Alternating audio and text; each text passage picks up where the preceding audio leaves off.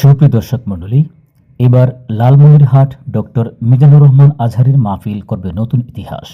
এটি হচ্ছে আমরা যেখানে দাঁড়িয়ে কথা বলছি, এটি হচ্ছে আমাদের 1 নম্বর ভেন্যু।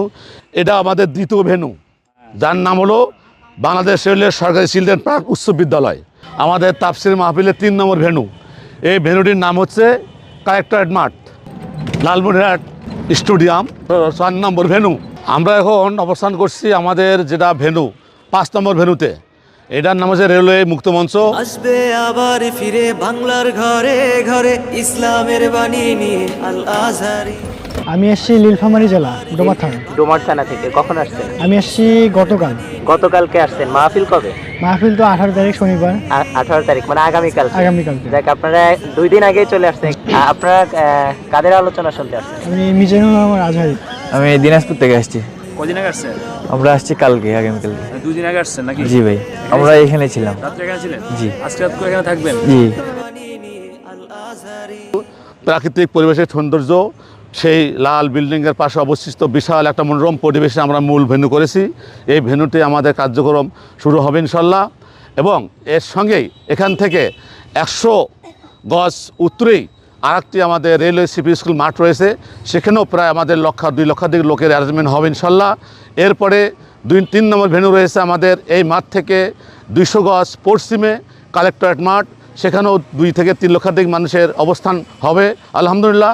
এরপরে আমাদের ভেন্যু রয়েছে রেলওয়ে মুক্ত মঞ্চ, সেখানেও আমাদের এখান থেকে পূর্ব দিকে 100 গজ পূর্বে, সেখানেও আমাদের প্রায় লক্ষাধিক লোক ধরবে। তারপরে আমাদের ভেন্যু রয়েছে মহিলাদের জন্য এখান থেকে 1 কিলোমিটার দক্ষিণে, এবং সেখানে প্রায় 3 লক্ষাধিক মহিলা বসার ব্যবস্থা করা হয়েছে। সেখানে পর্যাপ্ত পানি স্যানিটেশন ব্যবস্থা করা হয়েছে, তাদের পর্দা সুরক্ষা এবং নিরাপত্তার ব্যবস্থা করা হয়েছে। এই স্টেডিয়াম মাঠে, লালমনিরহাটের ঐতিহাসিক স্টেডিয়াম মাঠে এই পুরো প্রোগ্রামটিকে নিরাপত্তা দেওয়ার জন্য আমরা এখানে 35 সদস্য বিশিষ্ট একটি কমিটি গঠন করা হয়েছে। সেই কমিটির আমি তথ্য বিষয়ক দায়িত্ব রয়েছি। আমি যার কারণে আপনার জাতীয় উদ্দেশ্যে তথ্য উপস্থাপন করার জন্য আজকে আমি আপনাদেরকে অবহিত করছি। আমাদের এখানে 5টি গ্যারেজের ব্যবস্থা করা হয়েছে। পশ্চিম দিক থেকে যারা আসবেন তাদের জন্য ব্যবস্থা করা হয়েছে সাপ্টিবাড়ি ডিগ্রি কলেজ এবং সরকারি কলেজ মাঠ। আমাদের উত্তর দিক থেকে যারা আসবেন তাদের গ্যারেজের ব্যবস্থা করা হয়েছে বিদ্যারহাট রেল কেন্দ্র ঈদগাহ মাঠ এবং আমাদের কলেজের স্কুল মাঠ। পূর্ব দিক থেকে যারা আসবেন তার জন্য ব্যবস্থা করা হয়েছে আমাদের সরকারি উচ্চ বিদ্যালয় মাঠ। এমনিভাবে দক্ষিণ দিক থেকে যারা আসবেন তাদের জন্য রয়েছে হাড়িভাঙ্গা ঈদগাহ মাঠ এবং এভিয়েশন মাঠ। এইভাবে আমাদের গ্যারেজে করা হয়েছে। শহরের ভিতরে কোনো ধরনের সকাল ভোর 6টা থেকে কোনো ধরনের যানবাহন প্রবেশ নিষিদ্ধ করা হয়েছে। এই বিষয়ে আমরা গতকাল আমাদের এই প্রোগ্রামটা বাস্তবায়ন করার জন্য প্রায় 5,000 অধিক স্বেচ্ছাসেবক নিয়োগ দেওয়া হয়েছে আলহামদুলিল্লাহ, এবং তাদেরকে 20টি বিভাগে দায়িত্ব প্রদান করা হয়েছে। এবং তাদেরকে নিয়ে এই 20টি বিভাগে 5,000 স্বেচ্ছাসেবকদেরকে দায়িত্ব পালনের জন্য 20টি বিভাগের যে বিভাগীয় প্রধান তাদেরকে নিয়ে আমরা গতকাল বিকেলে রেলওয়ে সিপি স্কুল মাঠে আমাদের এই জেলার আইন শৃঙ্খলার বাহিনীর দায়িত্বে নিয়োজিত রয়েছিল আমাদের সম্মানিত এসপি মহোদয়ের নেতৃত্বে। এডিশনাল এসপি এবং ট্রাফিক টিআই সহ এবং গোয়েন্দা এনএসআই ডিএসবি এনএসআই সহ সকলেই এখানে উপস্থিত থেকে আমাদেরকে এই স্বেচ্ছাসেবকদেরকে গাইডলাইন দিয়েছেন কীভাবে সুশৃঙ্খলা রক্ষা করা যেতে পারে। আমরা এই মাহফিলকে সুন্দর সার্থক করার জন্য, সুন্দর পরিবেশ করার জন্য আমরা কিছু নির্দেশনা দিয়েছি। তার মধ্যে রয়েছে যে এই মাহফিলে প্রবেশ করার সময় কোনো ধরনের ভারী ব্যাগ বহন করা যাবে না। স্বচ্ছ ব্যাগ, যে ব্যাগের ভিতরে যাহা থাকবে তা বাইরে থেকে দেখা যাবে। 2 নম্বর, এইখানে যারা আসবেন তারা তাদের প্রয়োজনীয় খরচের টাকা ব্যতীত কোনো মানি ব্যাগ বা কোনো ধরনের অ্যান্ড্রয়েড মোবাইল তারা ব্যবহার করতে পারবেন না, বা এই জন্য ব্যবহার করে যদি কোনো খোয়া যায় এই জন্য তারাই দায়ী থাকবেন, মাহফিল কমিটির জন্য কোনো দায়ী থাকবেন না। এবং মহিলারা তাদের ভ্যানিটি ব্যাগ স্বর্ণালংকার বহন করতে পারবেন না, এবং তাদের ছোট বাচ্চাদেরকে তারা নিজ নিজ দায়িত্বে হেফাজত করবেন। এইভাবে আমরা নিশ্চয়তা দিয়েছি, ফেস্টুন দিয়েছি, সোশ্যাল মিডিয়ায় দিয়েছি এবং পাবলিসিটি করেছি, যাতে সকলেই আমরা কোনো ধরনের অপ্রীতিকর দায়িত্ব থেকে কমিটিরা মুক্ত থাকতে পারে।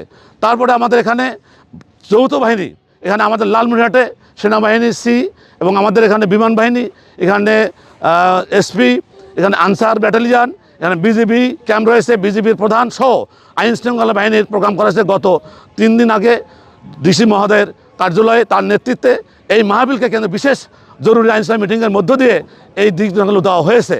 তো আমরা অত্যন্ত কষ্ট করছি শুধুমাত্র সকলকে সুন্দরভাবে তারা যেন এই তাফসিরটা শুনতে পারেন, উপভোগ করতে পারেন এবং এই তাফসির শুনে তারা দিন ও ইসলামের দিকে এগিয়ে যেতে পারেন। এজন্যই প্রয়োজন আপনাদের সকলের সার্বিক সহযোগিতা। আপনারা যদি আমাদের সহযোগিতা না করেন তাহলে আমরা আপনাদেরকে এই সেবা দিতে পারবো না। এজন্য আমাদের খাওয়ার হোটেলের জন্য নির্দিষ্ট জায়গা বরাদ্দ দেওয়া হয়েছে। এই জন্য কোনো বিচ্ছিন্নভাবে কোথাও কোনো দোকান বসতে দেওয়া হবে না। এরপরেও আমাদের অজু ইস্তিনজার জন্য এই কালেক্টরেট মাঠের, আমাদের এই মূল মাঠের, সরাদ্দি মাঠের এই যে দেখা যাচ্ছে উত্তর এখান থেকে 50 গজ দূরে আমাদের প্রায় 100 থেকে 200 লোকের একটা অজুর ব্যবস্থা করা হয়েছে ওপেনই।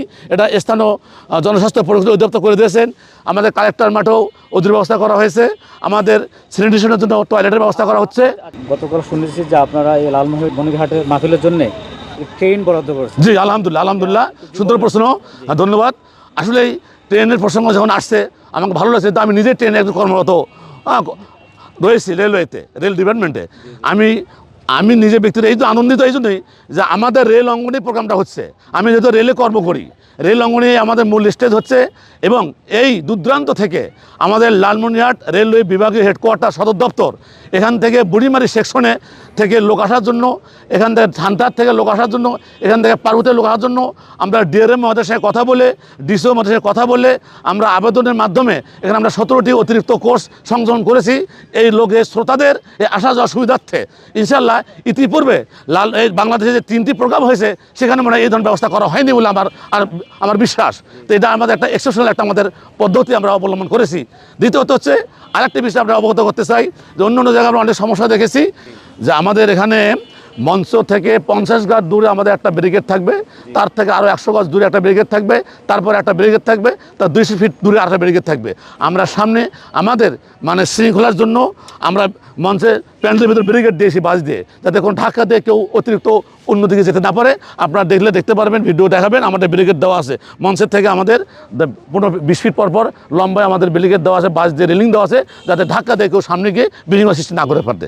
এমনিভাবে আমাদের প্রশাসন এখানে থাকবেন, গোয়েন্দা এনএসআই ডিএসবির লোকেরা। আমরা গত 3 দিন পূর্বেই আমরা এখানে পুলিশ চৌকি বসেছি, যাতে এখানে বাইরে কোনো অপরিচিত লোক ঢুকতে না পারে। যা আসছে আমরা তাদেরকে পরিচয় নিচ্ছি, শনাক্ত করছি এবং তাদের ব্যাগ তল্লাশি করছি, যাতে কোনো ধরনের কোনো অপ্রীতিকর ঘটার কোনো সুযোগ কেউ না পারে। আমরা সার্বিক চেষ্টা করছি আলহামদুলিল্লাহ।